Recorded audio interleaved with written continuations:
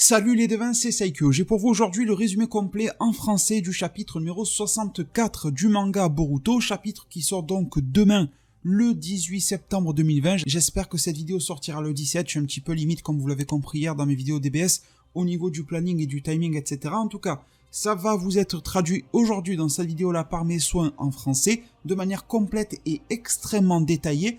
Vous allez aussi voir des images issues du chapitre. Je n'ai pas toutes les pages, je n'ai pas toutes les images, mais on en a eu quelques-unes quand même, grâce à Organic Dinosaur, grâce à Abdul Zoldik sur Twitter, et également à Asahi. Je vous mets tous les liens, les sources en description. Chapitre numéro 50, j'ai peut-être dit 54 là juste avant, peut-être que je me suis embrouillé avec le 64 de DBS, je suis un petit peu fatigué, comme vous avez pu le comprendre, mais en tout cas, chapitre numéro 50 de Boruto, qui a pour titre la valeur potentielle. Le chapitre commence avec Ishiki agenouillé au sol, fixant en retour Boruto et compagnie qui en font de même, qui le fixent aussi. Naruto demande à Boruto où est-ce qu'il se trouve, quelle est cette dimension, ce lieu. Boruto répond qu'il ne sait pas non plus où est-ce qu'ils sont.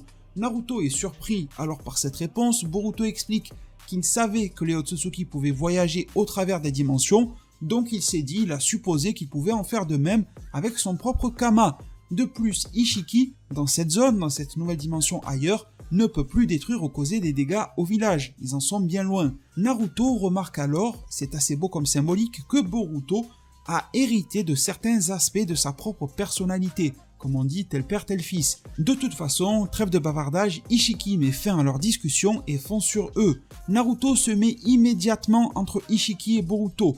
Naruto essaye d'envoyer un coup de poing sur Ishiki mais il disparaît soudainement. Sasuke dit alors à Naruto de regarder en haut pour trouver là où Ishiki se tient. Justement, Ishiki s'y trouve et il tient dans sa main Boruto et en plus de le tenir, il l'étrangle, flottant très haut dans le ciel. Ishiki parle à Boruto et il estime, information très importante, que la transformation de Boruto en Otsutsuki est arrivée à environ 80% de progression. C'est énorme les devins, c'est une grosse information. Ishiki se demande alors quel pouvoir Boruto peut encore cacher. Soudainement, Sasuke utilise de ses pouvoirs pour échanger sa propre place, intervertir avec Boruto, et il prend donc la place devant Ishiki. Boruto pour sa part n'est plus en train de se faire étouffer, de se faire étrangler, il est de retour au sol près de Naruto et toussant un peu étant donné qu'il vient de se faire serrer très très fort le cou. Désormais, Sasuke se trouve à une courte portée très proche de Ishiki et il déclenche le Chidori. Malheureusement, Ishiki attrape facilement le poignet de Sasuke et l'arrête aisément juste devant son visage. Ishiki crie sur Sasuke qu'il se met en travers de son propre chemin. Ishiki frappe ensuite Sasuke d'un coup de pied dans la hanche et l'envoie voler assez loin. Sasuke finira par atterrir directement dans le sol, dans des gravats, le visage regardant directement vers le ciel. Naruto dit alors à Boruto, dans cette action assez folle, de s'échapper, sinon il se fera tuer. L'action et la pression montent de plus en plus. Ishiki retourne au sol, il n'est plus en train de flotter dans les airs, et le Otsutsuki se met même à narguer Naruto et Boruto en leur disant qu'il pourrait facilement utiliser son ninjutsu à lui spatio-temporel pour retourner au village de Konoha. Mais c'est alors que Ishiki dit qu'il veut rester ici et s'occuper de tout le monde en une fois, de manière groupée, et le faire maintenant. C'est mieux pour lui d'éliminer maintenant tout le monde, pouvant lui barrer la route tôt ou tard. Selon lui, il serait d'ailleurs possible que d'autres villageois ne savent même pas où se trouve Kawaki, donc vraiment le gros du spectacle se trouve devant lui, Naruto, Boruto, Sasuke. Naruto fonce au combat en activant le mode chakra de Kyuubi. À ce stade-là du résumé, environ 10 pages du chapitre ont passé. La scène transite sous l'eau. Nous avons quelque chose d'un petit peu space, d'un petit peu symbolique. En tout cas, c'est ce que j'en ai compris, vous allez me dire ce que vous en pensez. On nous dit qu'il y a Jigen, on ne dit pas Ishiki, le résumé qualifie bien Jigen, qui regarde au travers de l'eau, donc on est sous l'eau, Jigen regarde au travers de cette même eau, son visage est déformé par les remous à la surface, et Jigen fait un récapitulatif du même discours que l'on a eu dans les chapitres précédents. Kawaki n'est rien, il est vide, par-dessus tout, il se déteste. Il y a un grand vide dans le cœur de Kawaki, etc., etc., on connaît la chanson sur Kawaki. Nous voyons ensuite Kawaki nu, flottant sous l'eau. Puis tout d'un coup, nous revenons d'une certaine manière vers le monde réel. Kawaki se réveille soudainement sur un banc. Amado est près de lui, fumant tranquillement sa cigarette un petit peu comme d'hab, lui disant de ne pas s'inquiéter, maintenant il est en sécurité. Kawaki ne semble pas très convaincu par cela. Soudainement, Kawaki et Amado sont interrompus par Shikamaru, recevant un message par télépathie de la part de l'équipe de surveillance. Les chakras de l'Otsutsuki hostile et de Boruto ont soudainement disparu de leur capacité de traçage, suivis des chakras de Naruto et Sasuke, ils sont hors des radars. Amado va alors récapituler ce qui s'est passé depuis que Kawaki s'est évanoui. Ishiki a envahi le village, Kawaki est la cible, ils sont partis se battre contre Ishiki, donc Naruto, Boruto, Sasuke, et ils y sont en ce moment même, et Kawaki va alors réagir, regarder sa paume de main, réalisant que le Sokama a disparu sans laisser une seule trace. Amado continue encore le récapitulatif, il fait des explications à propos de la sauvegarde des Otsutsuki, la réincarnation de Ishiki qu'il a utilisé sur Jigen au lieu de la faire sur Kawaki, tout cela parfaitement en accord avec le plan que Amado et Kashinkoji s'étaient fait. Il poursuit un petit peu le blabla de récapitulatif. Cependant, Shikamaru ajoute que désormais le Kama est parti et a quitté le corps de Kawaki. Kawaki n'est désormais donc plus un réceptacle et Shikamaru déclare que Kawaki est désormais un homme libre. Kawaki n'est pas trop d'accord avec ce constat-là, il dit qu'il est la seule raison de la venue de Ishiki à Konoha. Ishiki essaye à nouveau, coûte que coûte, de pouvoir apposer son Kama sur Kawaki. Alors pourquoi est-ce que Shikamaru prétend que ça y est, tout va bien, Kawaki est un homme libre? C'est une réelle blague. Shikamaru concède que c'est vrai, ce que dit Kawaki, il a raison, mais Shikamaru assure que Naruto et Sasuke sont partis dans ce lieu mystérieux pour stopper Ishiki et donc garantir la liberté de Kawaki et la protection de Konoha. Kawaki dit que Ishiki est encore plus monstrueux que Jigen lui-même. Cependant, Amado ne semble pas effrayé et continue encore son récapitulatif de la situation. Je ne sais pas ce qui lui prend celui-là. Il dit que de toute façon, que Ishiki soit plus monstrueux que Jigen, ça ne change rien. Un monstre est toujours un monstre. De plus, selon Amado, Ishiki n'a que peu de temps disponible jusqu'à ce que sa résurrection actuelle s'épuise et qu'il perde la vie. La bataille sera gagnée alors tant que Ishiki n'arrive pas à mettre la main sur Kawaki avant que son temps ne soit écoulé. C'est plus une bataille de course contre la montre plutôt qu'une bataille à remporter physiquement. C'est un petit peu cela que Amado affirme. La scène repasse alors sur la bataille, sur l'action. Naruto fonce directement sur Ishiki. Il a 2 Rasengan chargés, un dans chaque main. Ishiki utilise alors son œil, son dojutsu, et les 2 Rasengan disparaissent malheureusement des mains de Naruto, et ce en plein élan du Hokage. En conséquence, pour riposter, Naruto réalise une extension de son chakra, plutôt du chakra de Kyuubi, pour attraper Ishiki. Ishiki tente de le bloquer, mais Naruto continue et crée encore plus de bras de chakra, et commence à frapper en mitraillant de coups de poing de chakra sur Ishiki. À ce stade, environ 20 pages du chapitre ont passé, c'est-à-dire environ la moitié. Sous cette attaque énormissime de la part de Naruto, une grosse action, Boruto pense que l'attaque de son père est réellement extraordinaire, et il regarde Ishiki présumément en train de se faire rouer de coups. Pendant que Naruto se rapproche au fil de ses attaques de Ishiki, ce même Otsutsuki disparaît encore une fois, et il réapparaît juste derrière Naruto, et il le tape avec son genou en plein dans le dos, un coup de genou. Naruto produit alors environ 5 clones, 5-6, pour contrer Ishiki et se bat au taijutsu. L'hôte de Kyuubi remarque alors que Sasuke se faufile sournoisement derrière Ishiki, en douce préparant une attaque.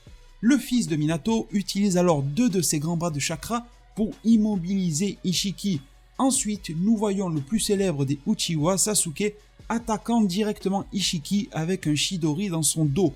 Ishiki utilise son dojutsu, le Daikokuten, et fait apparaître de gigantesques cubes noirâtres. Il tombe sur le champ de bataille, il s'écroule. Sasuke arrive à se dégager tant bien que mal du chemin, mais il semble tristement que Naruto a été aplati sous l'un de ces cubes. Les cubes continuent de s'écraser au sol et on se focalise sur Sasuke les esquivant. Désormais, ce sont environ 30 pages du chapitre qui ont passé. Naruto est mis hors jeu, il est enseveli, il est aplati par des cubes énormissimes et sûrement extrêmement lourds. On ne sait pas s'il est vivant, s'il est mort, s'il est gravement blessé, s'il a pu esquiver en douce, s'il est caché. On ne sait pas, il n'est plus là. Sasuke est sur la défensive, il bloque les attaques de Ishiki avec son épée qui va se retrouver coincée, coupant partiellement le projectile que Ishiki lui avait envoyé. À ce moment-là, Ishiki se dit qu'il va s'occuper de eux un par un, en commençant tout d'abord par Sasuke. À ce moment-là, il va alors utiliser encore une fois son dojutsu et rétrécir énormément l'épée de Sasuke, tellement rétrécie qu'elle est trop petite pour être utilisée.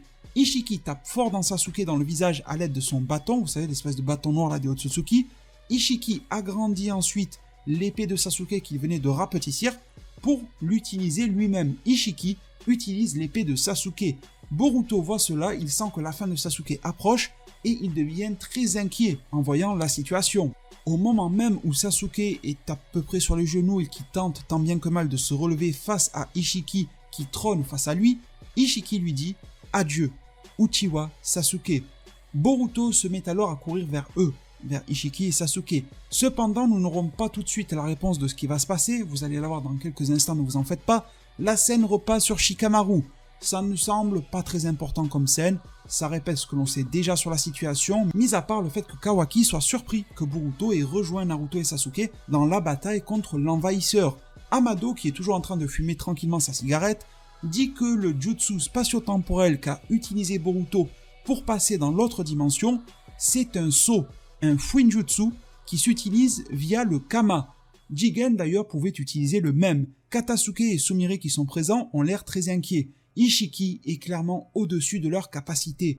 Amado va cependant récupérer la parole et dire quelque chose d'assez optimiste. Allez savoir ce qu'il a derrière la tête, ce Amado. Il dit qu'il semble que Boruto n'est pas au niveau. C'est vrai, quand on connaît ses capacités, ses antécédents, il n'est pas au niveau par rapport à Ishiki, mais il est possible selon lui malgré tout que Boruto ait remarqué lui aussi quelque chose d'important. Donc possiblement, Amado a remarqué quelque chose par rapport au réceptacle, par rapport à Ishiki et au Kama, et Boruto serait en train de le réaliser lui aussi. Quelle est cette chose? Nous allons à moitié la découvrir ici.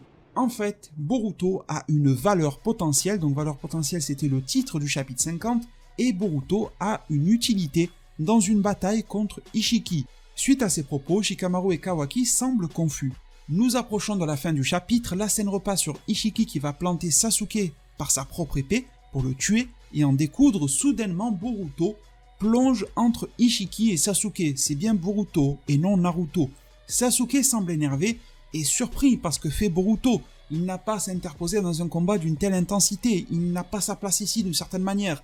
Boruto jette quelque chose et disparaît un petit peu plus loin avec Sasuke. Ishiki est laissé seul sur le lieu dans un nuage de fumée, donc voilà. Boruto a probablement jeté un petit fumigène pour détourner un tout petit peu l'attention de Ishiki. En même temps, le gars a des Byakugan et tout ça, et justement, tenant toujours l'épée de Sasuke dans sa main, Ishiki remarque rapidement que Boruto et Sasuke sont juste partis un petit peu plus loin sur une falaise assez proche. Ishiki demande alors de manière rude à Boruto pourquoi il a fait cela, et est-ce que Boruto souhaite mourir de la sorte. Boruto se relève et prend un air fier et défiant. Il n'a pas peur, au contraire, il demande à Ishiki pourquoi il n'a pas profité de l'occasion un instant pour les tuer tous les deux, à Sasuke et Boruto. Pourquoi est-ce que Ishiki a stoppé son coup d'épée au moment même où Boruto s'est interposé? Pourquoi n'a pas avoir mis un terme à tout cela? Il semblerait bien alors que Boruto est testé au péril de sa vie et que le fruit de son analyse a bien fini par payer. La réaction qu'il espérait de la part de Ishiki s'est produite. Ishiki a été obligé de stopper son coup car Boruto s'est interposé entre lui et Sasuke et Ishiki ne peut clairement pas se permettre de tuer Boruto. Cependant, la raison à cela reste inconnue. Sasuke est tout autant surpris que nous, les spectateurs et vous tous qui apprenez tout cela aujourd'hui, et je vous en remercie, par cette déclaration, par ce point faible d'une certaine manière de Ishiki. La scène repasse finalement sur Amado et les autres. Il dit qu'un si courageux gamin, donc Boruto, détiendrait probablement selon lui la clé pour la victoire face à Ishiki après tout. Fin du chapitre, très cher devin, très chers spectateurs, très chères personnes qui m'ont suivi aujourd'hui. On se parlera, on s'analysera tout cela dans une autre vidéo. Vous avez vu que ça a été quand même assez conséquent, rien que pour le résumé du chapitre. Le chapitre complet avec toutes les images et tout ça va sortir demain. Si vous avez kiffé la vidéo du jour, pensez à mettre un maximum de pouces bleus. Ça m'aide vraiment de ouf pour me référencer à fond sur du Boruto. Je vous en remercie du fond du cœur. C'est simple, c'est rapide et c'est facile. C'est tout ce que l'on peut demander de votre part. Un clic et c'est réglé. Un petit appui sur l'écran sur le pouce en l'air et voilà. Et moi, ça m'aide, mais d'une manière que l'on ne peut même pas imaginer. Je vous remercie tous, on se retrouve très bientôt avec d'autres vidéos sur Boruto, donc pensez à vous abonner et à activer la cloche des notifications, et là on sera parfait, on sera bien. Merci en tout cas de m'avoir suivi aujourd'hui, prenez tous extrêmement bien soin de votre futur, et à plus pour de prochains arts divinatoires.